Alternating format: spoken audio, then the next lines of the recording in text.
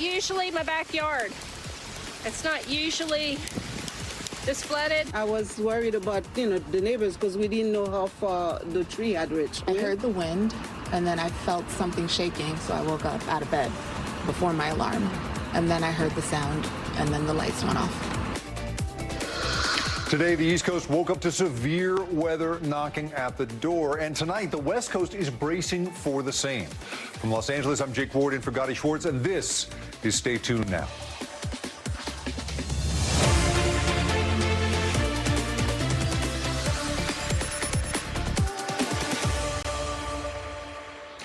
Let's begin tonight with the severe weather on the East Coast, which has killed at least 4 people. Police confirm a man in Massachusetts and another in Maine were both killed by falling trees.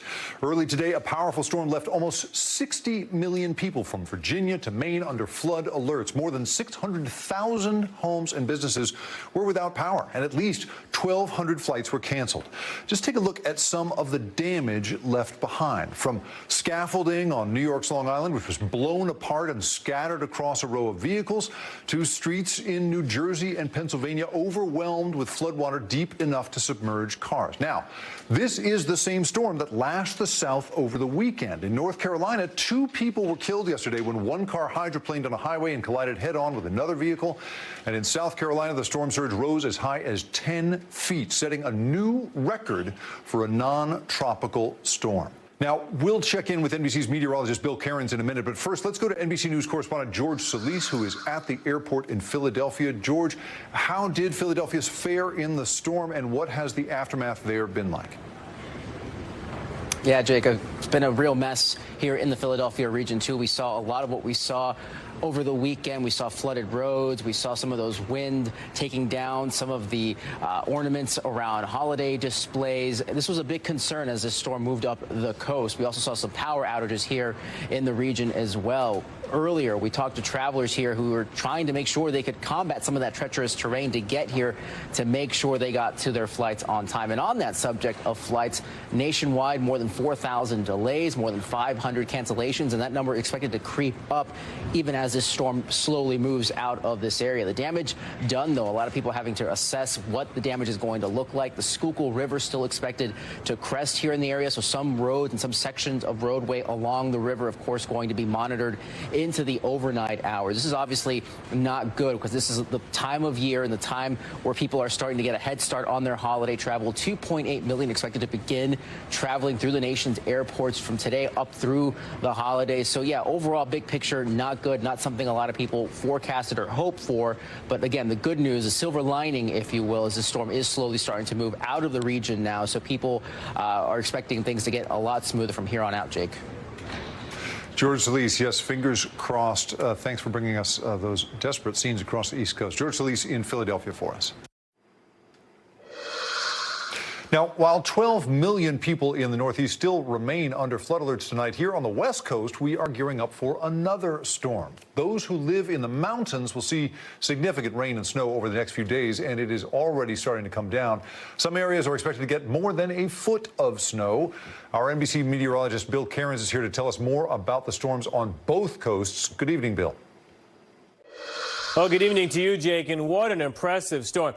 When the people of Maine and the coastline of Massachusetts were impressed with the storm, you knew it was impactful. A lot of them were saying it seemed like it was like a tropical storm or maybe even like a low-end hurricane compared to this nor'easter. And there was no snow to be had either. This was all heavy rain and really strong winds. The storm is rocketing now in through northern Maine. There is some cold air coming over the Great Lakes at the same time on the backside of the storm. That has touched off some windy snow showers throughout the day today. We'll talk about that more in a second, but we really have to talk about what happened here and just the devastation to a lot of areas. We haven't even seen the worst of the pictures yet. We'll have to wait till daybreak tomorrow, especially in New Hampshire and areas of western Maine. That's where they had the snow melt, plus they had the 3 to 5 inches of heavy rain, temperatures in the 50s. This time of year, that's just like unheard of in this area. So everywhere in maroon is under river flood warnings. I mean, that's like a good chunk of the entire state of Maine, lower half of New Hampshire, scattered through New York State, a lot of New Jersey, Pennsylvania. You get the idea. And all of the river gauges that are in flood stage are in any of these colored dots. And you can see it's kind of scattered here. When you talk about the red and the purple, that's usually where we get to moderate to major river flooding, and that's where you can get the damage. And that's happened in northern New Jersey. That's happening in Maine this evening. In northern portions of New York, there's a mudslide in Vermont that's closed Route 2. So, yeah, just a lot of problems that still have to be hashed out. We will see some issues with snow later tonight and into tomorrow from Cleveland to Buffalo, driving along the lakeshore there near Erie, and upslope snow will be had in areas of West Virginia. And our friends in South Bend off of Lake Michigan will also get some snow bands. But as far as the winds go, they've really backed off, and hopefully the power crews will get power. You know, at one point we almost had 1 million people without power during the day today. There's those snow projections, and what's left of the wind gusts, not much, 40s and 30s. We can deal with that compared to the 70-mile-per-hour gusts earlier. So how about the West Coast? This is the next storm. We've been scattered showers. I'm sure you've seen it, Jake, there around the Bay Area. It hasn't been anything that's caused any problems. It hasn't been concentrated, more scattered in nature. But as the storm sits off the coast and kind of slowly makes its way towards the coast, by the time we get to Wednesday, more persistent rain and heavier rain and gusty winds will accompany the storm. Snow levels are initially going to be very high, so this is mostly going to be a rain event until we get to the end of the storm, so the end of the week towards like Thursday or Friday. Rainfall amounts through Wednesday. Notice some of the elevated areas here up around Napa and northwards could get around 2 to 3 inches. Also south of Monterey on the coast. Definitely the mountains here north of Santa Barbara. Los Angeles, we're talking about 1 to 2 inches. So an impactful storm, not a huge blockbuster. It's going to cause a lot of problems, but we were actually a little bit behind in the water year for this winter or the rainy season in California, so we'll take it. And as far as the snow goes, it will snow, but again, this is high, above like 8,000 feet. So, you know, Mammoth will get some out of this and some of the ski areas. But, Jake, it does not look like the blockbuster season we had last year, but we'll take what we can get to help keep those reservoirs filled up. Back to you. We will definitely take what we can get. Thank you, Bill. A DUI is never okay. It's unacceptable, right? But they don't often become a national security matter, and yet that is exactly what happened last night. And now, a Delaware man is charged with driving under the influence of alcohol after crashing into, get this, the presidential motorcade. Thankfully, no one was hurt. NBC's Mike Memoli has the story. Yeah, Jake, it's concerning anytime you have a security scare like this with the President of the United States, but especially jarring to see the way that this all unfolded Sunday night. The President stepping out of his campaign headquarters in downtown Wilmington, having just had dinner with some of his staff. When you hear this crash, you see the President's own reaction when a car crashed into one of the SUVs as part of the presidential motorcade. Now, thankfully, this was resolved and investigated fairly quickly. The Wilmington Police Department saying Monday that they charged a 46-year-old man with driving under the influence of alcohol and inattentive driving. The Secret Service issuing their own statement in which they said there was no protective interest associated with the event.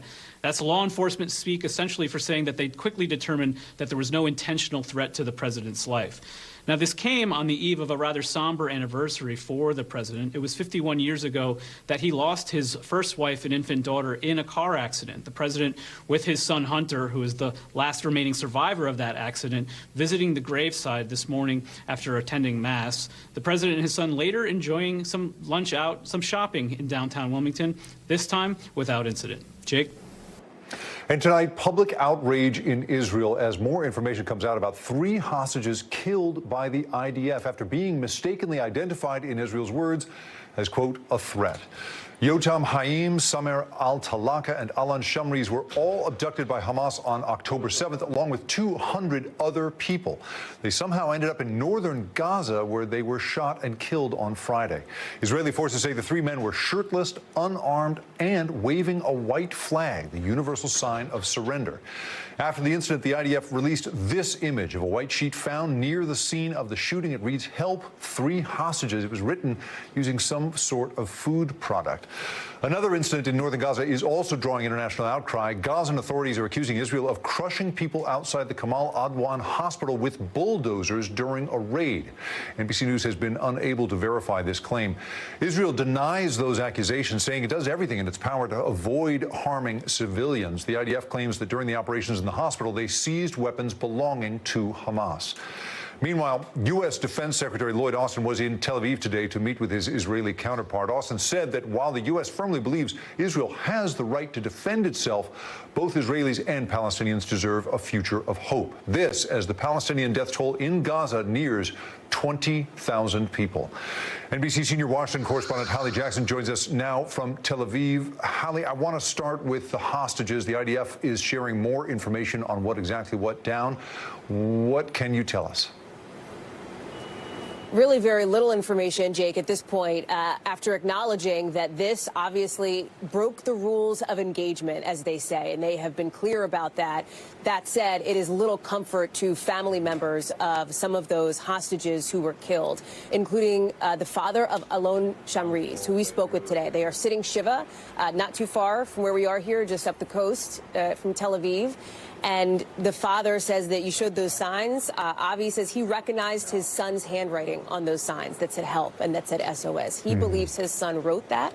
He believes that his son, who he says was a soldier, plotted an escape from Hamas tunnels along with those two other hostages to try to free themselves. And now he is not just grieving, he's furious. Listen to some of our conversation. What is your message to the government? What is your message to the Prime Minister? What is your message to a country that knows your son's name now? I'm going to say this government, you murdered my son twice. You let the Hamas take my son on October 7th, and you killed my son on December 14th. They cannot serve us. They don't deserve us as a country, as a community. They are not our leaders. They're thinking only on themselves. I also spoke with the mother of Samer Talalka, Jake, who was receiving visitors in her home. We were around the couch, an Israeli politician came in, and she rejected his condolences. He said, we can only ask for forgiveness. And she told him, I will never forgive anyone here. Also furious and just in so much pain after what happened to her son. She told us she just keeps replaying in her head what his final moments must have been like. It is agony for her and for so many others. And you are seeing now this call, this push to get these hostages home ASAP. We know that a U.S. official says that the CIA head was meeting with his Qatari and Israeli counterparts here to try to get some action on that. A top national security official in the Biden administration, Jake, says that nothing appears imminent right now, but they are literally working, he says, every day to try to get some action on that front. And so, Hallie, at this hour, it doesn't seem that even with these terrible circumstances and this terrible loss of life, it sounds as if there isn't forward motion here. There's no talk of a potential humanitarian pause. I mean, after this hostage incident, you would think this might be the moment, but it sounds from what you're describing it as if it's not. Well, there's certainly more concrete steps now than there were, let's say, 5 days ago, Jake, or 6 days ago at this point, right? Because there has been this sense of an inflection point happening in Israel after it was announced what had happened to those 3 Israeli hostages who were killed by their own military. The meeting with the head of Mossad, the head of the CIA, the Qataris, significant because we hadn't seen that for weeks, right? So there is motion here, there is movement, but I think what you're seeing are some in the Biden administration looking to temper expectations, at least right now. It's also been interesting to me, Jake, to see how much people here are keyed in to how whatever happens in the U.S. has an impact in this region. And so when I spoke with Avi Shamriz, he said, my message to President Biden is that I want you to do everything that you can. He says, I believe in you. I've heard that from other hostage family members as well, that they believe specifically in President Biden to try to put some pressure on others in the region to get some movement going on here, Jake. Hallie Jackson doing such important reporting at a time of just terrible events in Tel Aviv. Thank you so much tonight, Hallie, for being with us. Thank you. Now, take a look at this. Just within the past few hours, a volcano in southwestern Iceland has begun to erupt. Now, this does not come as a total surprise because literally thousands of earthquakes have been recorded in Iceland since October. We've been tracking it all that time, but, you know, that led to authorities declaring a state of emergency and evacuating a nearby town of more than 3,000 people. And right now, lava fountains are reaching up to 330 feet in the sky. The glow is visible miles away. Volcanic eruptions, of course, are not that rare in Iceland, but this one is very close to a geothermal power plant, which has led one expert to call this a, quote, worst-case scenario. We will keep an eye on this developing story throughout the hour. And don't go anywhere, because we are just getting started. Up next, a mom who became famous for her video blog about family pleaded guilty today in a child abuse case. We have the disturbing details on that one. Plus, a shocking landmark ruling from Pope Francis, what he is now saying about same-sex couples. And an investigation spanning 6 states reveals that kids are working extremely dangerous jobs inside of slaughterhouses. We have exclusive reporting on that later this hour. It's dangerous, it's prohibited, and it's prohibited for a reason, because it's so dangerous. You have to act like an adult, you have to behave like an adult, you have to perform like an adult, and if you mess up, you get treated like an adult. Welcome back. Here are some of the other headlines we are watching tonight. Jonathan Majors has been found guilty of misdemeanor assault and harassment in connection with an incident between the actor and his ex-girlfriend, Grace Jabari. Jabari testified that Majors physically assaulted her during a dispute in New York City earlier this year. Disney subsequently fired Majors from upcoming Marvel movies. He faces up to 1 year in jail. This morning, mourners paid their respects to Justice Sandra Day O'Connor at the Supreme Court, where her body currently lies in repose. During the ceremony, Justice Sonia Sotomayor called O'Connor her life role model. Today, I know she is smiling, knowing that 4 sisters serve on her court. For the 4 of us, and for so many others of every background and aspiration, Sandra was a living example that women could take on any challenge, could more than hold their own in spaces dominated by men, and could do so with grace. O'Connor was the first woman to ever serve on the Supreme Court. Tomorrow, her funeral will take place at Washington National Cathedral. Southwest Airlines has been fined $140 million for major flight disruptions during last year's holiday season. Nearly 17,000 flights were delayed or canceled at the time, according to the Transportation Department. Most of the money will go towards paying future Southwest customers affected by disruptions. Hunter Biden will be arraigned on January 11th to respond to federal tax-related charges. The Department of Justice alleges that the president's son willfully failed to pay 4 years' worth of taxes. He is expected to plead not guilty.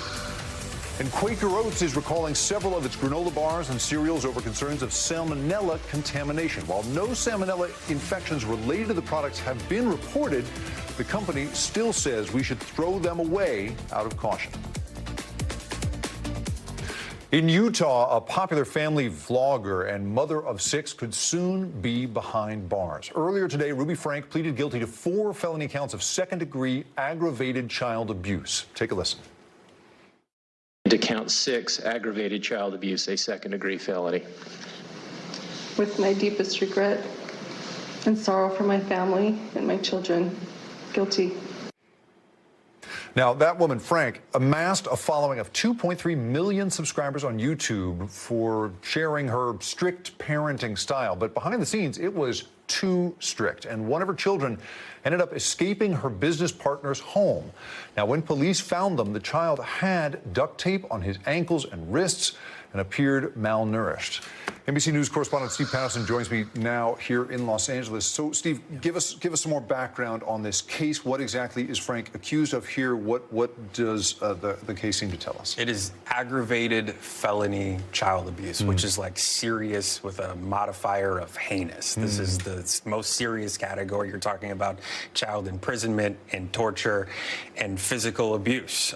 She was accused of 6 counts. She pled guilty to 4 counts due to the plea agreement that was in place. That's what we heard from her attorneys coming into today, that she would plead guilty, and that's, of course, what we saw. She came into court with the gray and white smock, and she made apologies, and she pled guilty. This, she was obviously held without bail in jail since she was arrested in September. You know, I mean, you laid it out, but her son was found, 12-year-old son, escaped her business partner's home, because he was malnourished and emaciated. The report said that he had abrasions on his wrists, that he still had duct tape on his extremities, that he had open wounds, and that one report said that the wounds were treated with honey and cayenne pepper. So it's bizarre, it's serious, and it's terrible. And now this business partner that you mentioned, right? This is obviously a parenting vlogger and had a sort of larger organization that she had built around her following on YouTube. Tell us about that business partner and what that sort of organization is. So I think a lot of people know Ruby Franke, right? And she had this, she had, like you said, like 2.5 million followers. It was this, you know, tough love parenting vlog. That got shut down after, I think, 7 years of operation. Then she partnered with this Jodi Hildebrandt, who was like Ruby Franke to the extreme. Their sort of identities merged. They merged businesses. They started doing like a podcast together. And sort of the accusations that we heard from Franke's attorney before today, knowing that she was going to plead guilty to these charges, kind of came with the stipulation of throwing Jodi Hildebrandt under the bus, saying essentially that she brainwashed Ruby Franke, that she was isolating her from her family. There was a statement released as part of that package by the attorneys of Ruby Franke that said, quote, over an extended period, Ms. Hildebrandt systematically isolated Ruby Franke from her extended family, older children, and her husband, Kevin Franke. This prolonged isolation resulted in Ms. Franke being subjected to a distorted sense of morality shaped by Ms. Hildebrandt's influence. So obviously part of this plea deal is going to be to testify probably against Jodi Hildebrandt, who has a hearing on the 27th. You know, I mean, it just feels to me like this story sort of encapsulates so much of the I don't have a better word for it, the weirdness of influencer culture. You've got these two people, Franke and Hildebrandt, who sort of found each other. That's one of the hallmarks of the internet, right? These communities form around these very specific niches. People build businesses off of that. And then, of course, you know, even when people go to jail, these stories don't go away. It's the internet, so they keep going forever. I mean, tell us a little bit about sort of what do you think this case might tell us about where we're at with influencer culture? It's a gross indictment of this whole culture of the internet, right? It's like, first of all, it's sharenting, right, which is putting your kid online essentially for profit, using your children's identity and image and whatever parenting techniques you have in this case to make money off of your kids. So it opens up the fact that there aren't necessarily widespread protections for kids who are influencers or kids associated with influencers. It's also like the snake eating itself of YouTube, right? Like how many people have made money off of analyzing if Ruby Franke was wrong all along. So now they're making videos about her making videos, and it's sort of this whole cyclical thing. It's just bizarre. Yeah, a bizarre, like you say, an indictment of influencer culture. Steve Patterson, thank you so much for being on this for us. Now, coming up, child labor exposed. An NBC investigation found children working extremely dangerous, 19th century kind of jobs in slaughterhouses. Those troubling details are next. But first, have a look at this. 800 Alaskans decided to brave temperatures in the teens this weekend. I don't know why they do it, but it was a polar plunge. It was, of course, for a very good cause, to raise money for the Special Olympics. The event helps pay for every single athlete in the state. Over $300,000 was raised this year. So, I can't understand it personally, but I can understand it in the abstract. We'll be right back.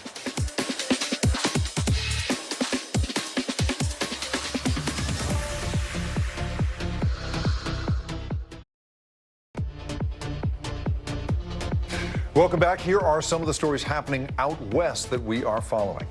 6 Nevada Republicans have entered not guilty pleas to charges of attempting to pledge state electoral votes to Donald Trump in 2020, even though Joe Biden, of course, won the state.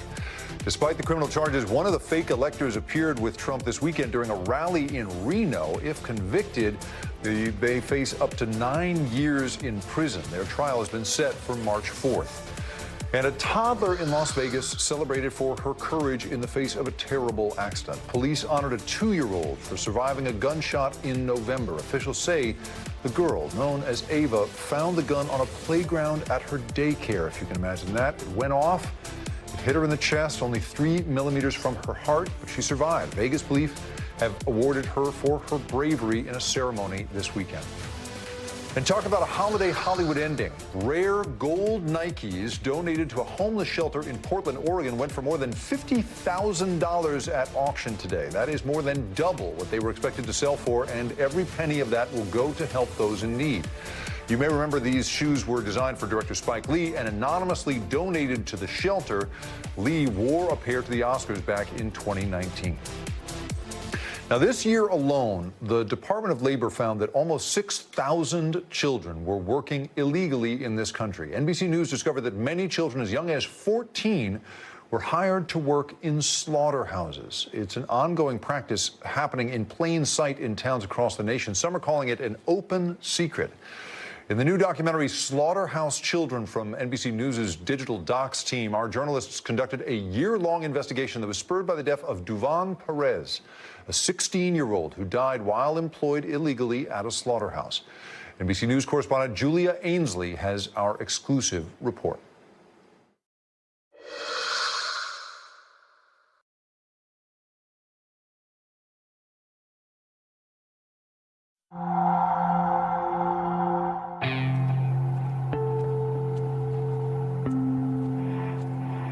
Things happen in the plant that adults aren't comfortable seeing. You walk through the plant, you can't walk through it without getting animal parts on you or blood all over you. Desde muy principio, cuando entro en la puerta principal, veo el pollo, la sangre, las tripas.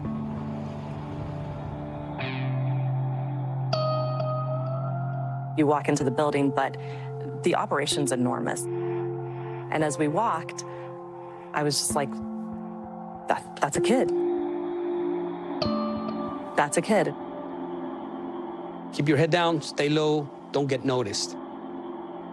You have to be very naive to look at some of these kids and go, they're over 18.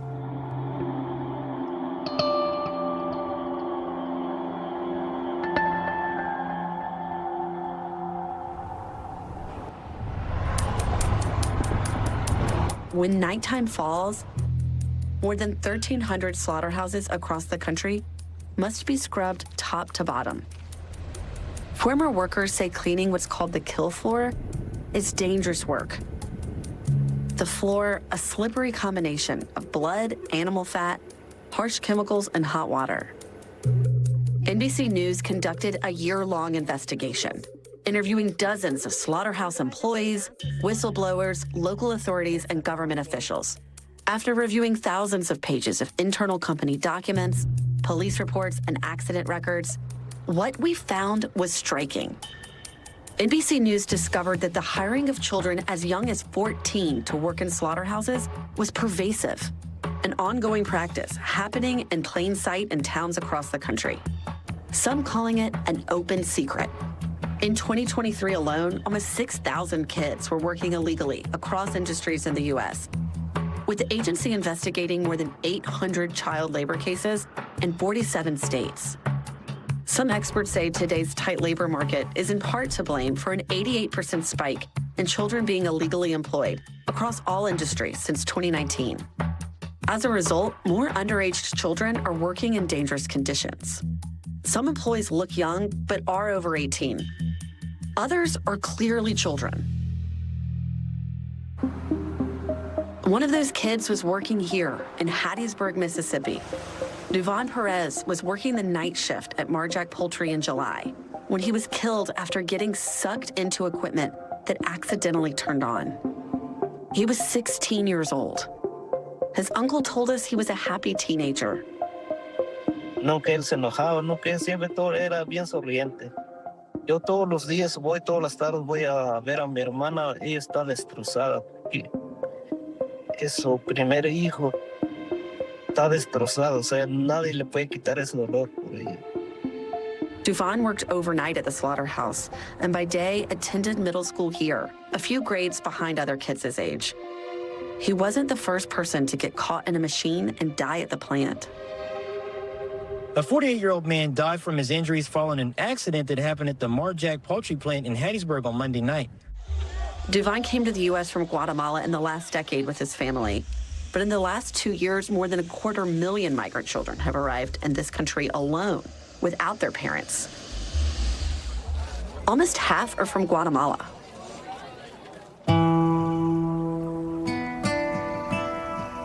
This is where Duvan grew up, in Huizpache, Guatemala, an impoverished mountain village. His uncle said Duvan and his family wanted a better life for themselves. Muchacho porque se fue con una necesidad. Normalmente acá la extrema pobreza siempre existe. Por esa razón la gente se va para Estados Unidos. Se fue por más que por la escasez de la vida aquí, por bajos recursos, usted como lo ve, donde ellos vivían, esta es la casa de la familia, pero solo ellos vivían como rentado aquí en esta casa, entonces por eso se decidieron ir a Estados Unidos. With so many people leaving for the U.S., aspects of everyday life in Guatemala are changing. The migration of children alone is having an impact. NBC News found that in the last 15 years, more than 1,500 schools have shut down in Guatemala, including many rural schools along the border with Mexico. In Duvan's region alone, 23 schools have shut down. One Guatemalan government agency notes the demand for education is decreasing, in part because kids are leaving for the United States. Many end up in towns like this one.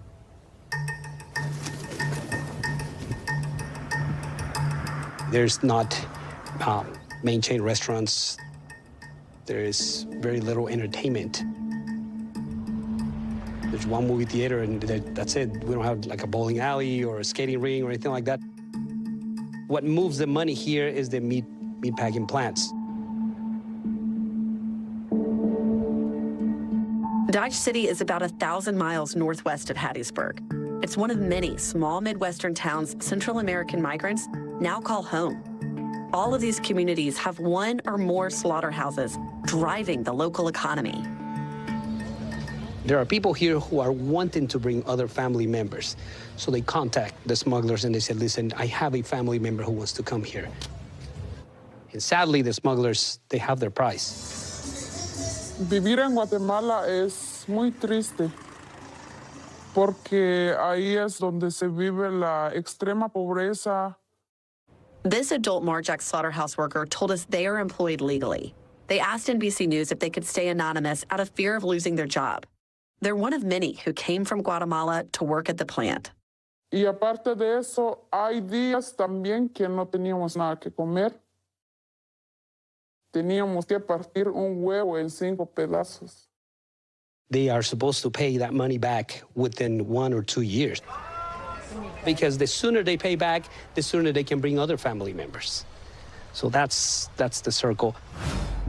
We spoke exclusively to a former manager at slaughterhouse cleaner Packers Sanitation Services, Inc., or PSSI. They asked to stay anonymous out of fear of repercussions from speaking out.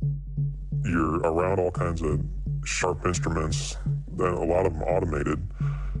They're not mature enough to understand that these things are going to hurt them, and a lot of times will kill you if you don't treat it right. You have to respect the machinery, and you have to turn it off.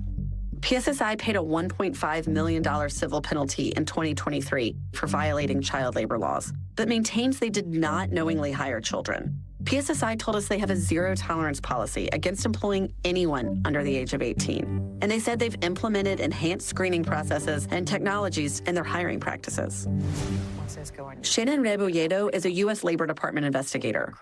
Her findings led to PSSI being penalized for employing children. You walk into the building, but the operation's enormous. And as we walked, I was just like, that's a kid.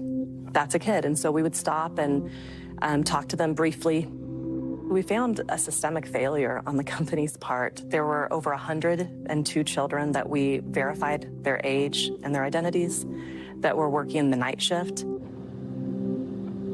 know, as I'm pulling my children out of bed to go to school in the mornings, I'm thinking, you know, they have this comfortable bed, they had a good night of sleep, and they have to go to school.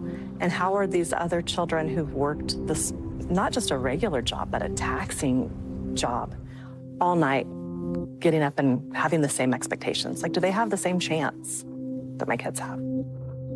It's dangerous. It's prohibited, and it's prohibited for a reason because it's so dangerous.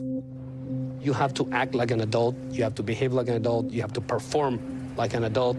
And if you mess up, you get treated like an adult. And they get paid like adults, often well above minimum wage. Many immigrants are desperate for these jobs to feed their families. Aquí gano $100 al día y en Guatemala gano $1 al día. Es mucho la diferencia. Y yo estoy muy agradecido con este país, con Dios. Estoy muy agradecido porque ahora sí no me hace falta nada. So there's some real pressures on them to try to find work. Attorney Larry Stein has represented Marjack for more than 3 decades.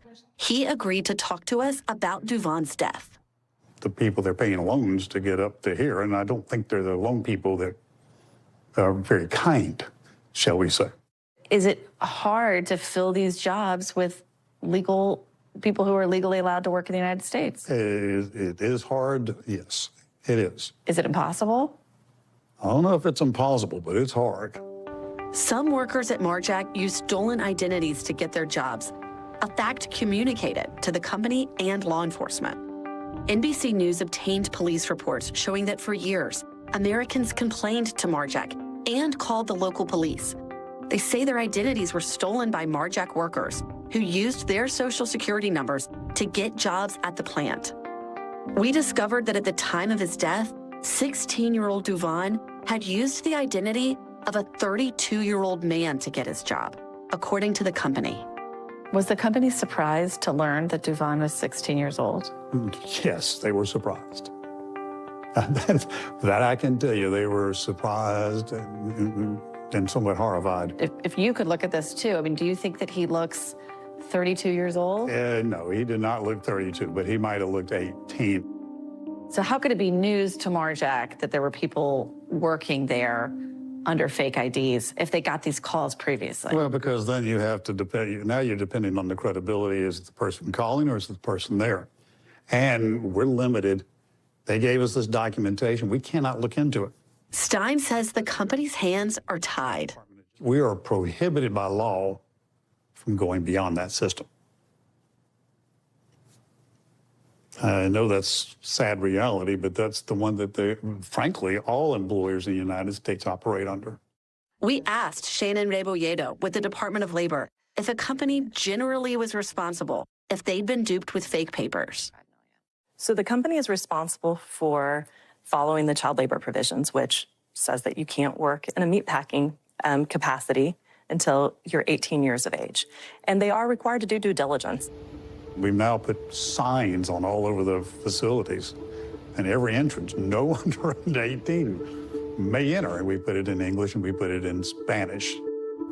Marjack says that Duvon was hired by an outside staffing company, and that Marjack now requires that company to provide a photo when someone applies for a job. The federal government has not fined Marjack. If they do, the maximum fine for hiring a child is $15,138 per instance. Do those fines actually have an impact on how these companies do business? I think the publicity of having something like that is far worse than the penalty. Nobody wants to be seen to hire a child. One source at the plant told us they worried children were still employed even after Duvon's death. We asked Marjack, and they told us they have reviewed its entire workforce and does not believe they are employing anyone under 18. Can you say definitively that there are no more children working for Marjack? Lord, there's no way I could ever say that definitively. Marjack slaughters approximately 2 million chickens per week across multiple facilities. NBC News learned that some of the chicken processed at Marjack goes to Chick-fil-A. Como los jefes de la tienda Chick-fil-A a chequear a cómo hacen el producto.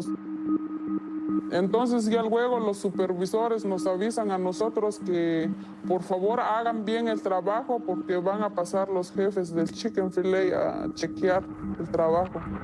The worker also told us that every year employees are given a coupon for a free Chick-fil-A sandwich. we've reached out to Chick-fil-A to ask for a comment on their relationship with Marjack in light of 16-year-old Duvon's death. A spokesperson told NBC News, "We are reviewing our own procedures for investigation and response as we pursue the steps necessary to effectively hold all our suppliers to our high safety standards." As NBC News documented instances of child labor across the country, it started to become clear how prevalent the issue is throughout many American communities. Tyson Foods and Purdue Farms, they're finding themselves under federal investigation. Department of Labor says when IT America Incorporated violated child labor laws. Is at the forefront of a new report that accuses a food manufacturer of violating child labor Gerber's laws. Poultry, famous for their Amish farm chicken. Our kids are not for sale.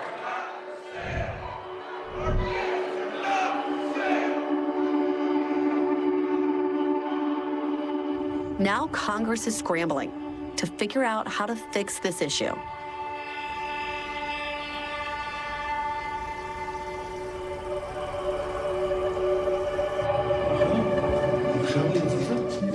Ya no puede hablar, ya no va a decir buenos días abuelo, buenos días tía, nunca. El muchacho salió, se despidió de su abuela, de sus tíos, de sus familiares y lamentable va a regresar y una caja.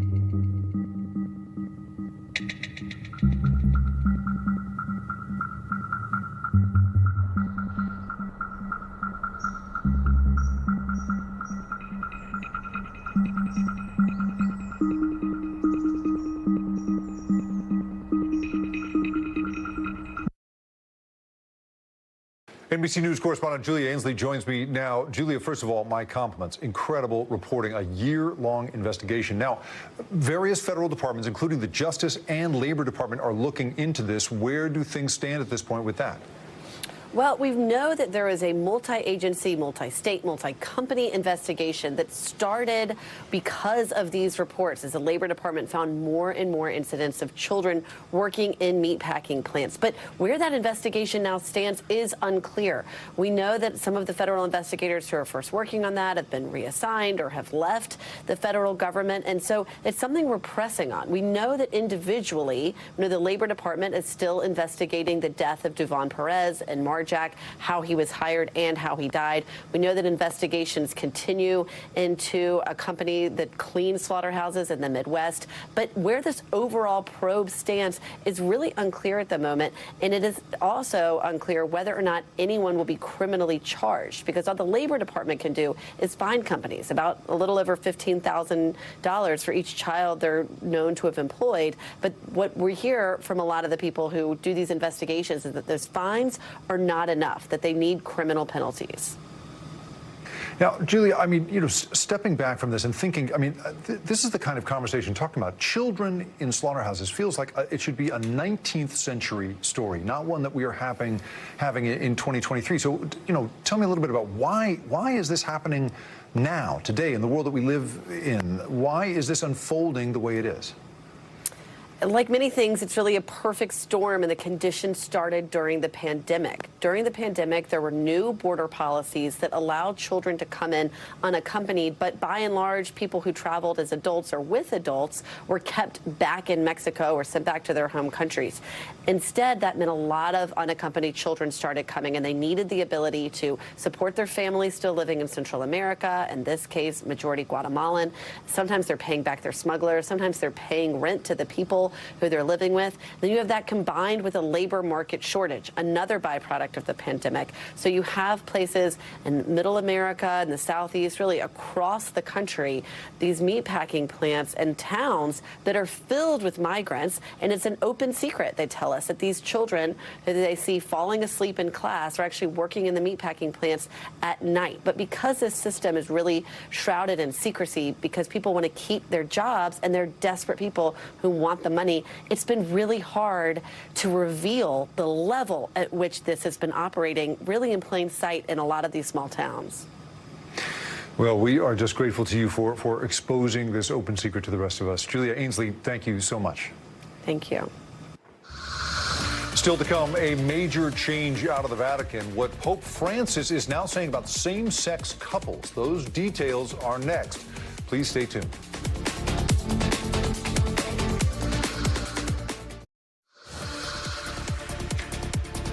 Welcome back. Let's take a quick look around the world. We start with breaking news out of northwest China, where tonight at least 111 people are dead after a 5.9 magnitude earthquake struck. According to Chinese state media, relief teams have been dispatched to the area to help find survivors and assess the damage. President Xi Jinping is urging an all-out search and rescue effort. We will bring you more on that breaking news when we can. And North Korea tested an intercontinental ballistic missile today, launching it over 600 miles before it fell into the sea between Korea and Japan.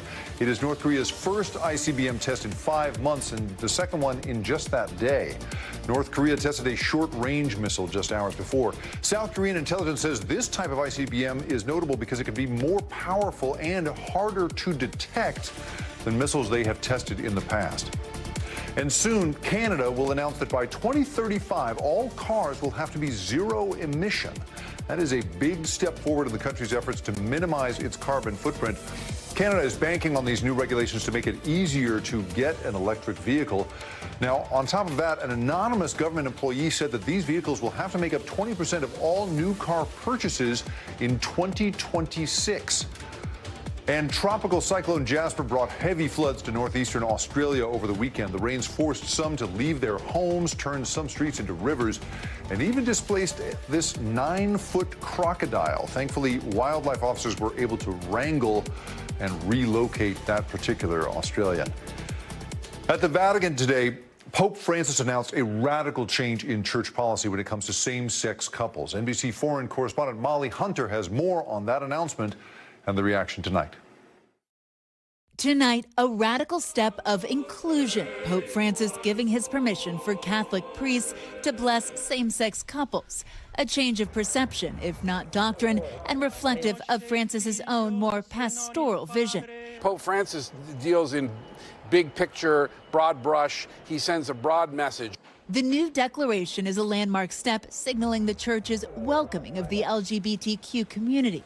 But the document signed by Pope Francis stresses that the blessing of same-sex couples is not the same as a marriage sacrament in the eyes of the church. I'm sure many people won't be satisfied with this. They would think that it's anything short of marriage, anything short of equality is offensive. And on the other hand, some people will see this as an incremental step. The U.S. Conference of Catholic Bishops said in a statement, each of us needs God's healing love and mercy in our lives. It's an overdue decision, but I'm glad that it's been made. I think that's a great step forward. I think that's wonderful news, to be honest. Long overdue. You know, if Jesus said love was love, then love is love, isn't it? The door now open for so many who have not always felt welcome, thanks to an aging pope still sparking controversial discussions. I think it will be taken as a step toward eventually allowing marriage. That's not what the Vatican is saying, but that's surely the way it will be perceived by many people. Molly Hunter, NBC News. Now, before we go, it is time for the future of everything. You might see something a little bit different at the mall this holiday season. Robot Santa, AI elves? No, it's okay. Drones. We will show you how cops are using the tech to possibly fight retail theft. So stay tuned.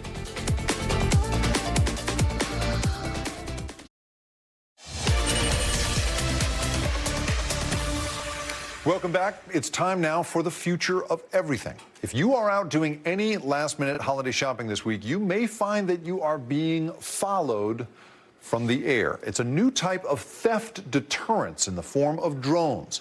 With retail theft at stores on the rise, police departments across the country are adopting the tech in the hopes of catching criminals. NBC News correspondent Marissa Parra got a closer look at how they work. High above South Florida's Dolphin Mall, a watchful eye on holiday shoppers down below. With this drone, we're able to use artificial intelligence and lock into vehicles or humans. The newest tool in the Sweetwater Police Department's arsenal, designed to stop smash and grabs like this one from happening here. Retail theft is an epidemic in America. Police and mall security here have decked the halls with undercover officers, security cameras, even license plate readers. It's the holidays, and we got to keep our safety for our citizens. But it's the eyes in the sky that may be the future of retail policing. Lieutenant and pilot Jay Voigt shows us how it works. That's his colleague, Lieutenant Jonathan Archie, playing the part of a suspect. And this is what happens after the call to launch the drone comes in. You just press on that target. Just press on that target. Now it's set to track Lieutenant Archie, all on its own. You can see it following him. Motion track. Then you see it go down. And there it goes, all on its own, following him. Wow. Now watch what happens when the lieutenant starts running. You can see the drone hovering above, chasing him. So now that he's running, the drone is going to follow him and also speed up. Yeah. The drone speeds up when he speeds up. Yep. If a suspect gets into a vehicle, the drone can lock in on that too. As he's walking to his car, what happens once he gets inside of the car? It'll identify that he got into the vehicle. So now we click on the vehicle that he's in. And now it automatically follows the vehicle. Targets the vehicle completely on its own. We got our target.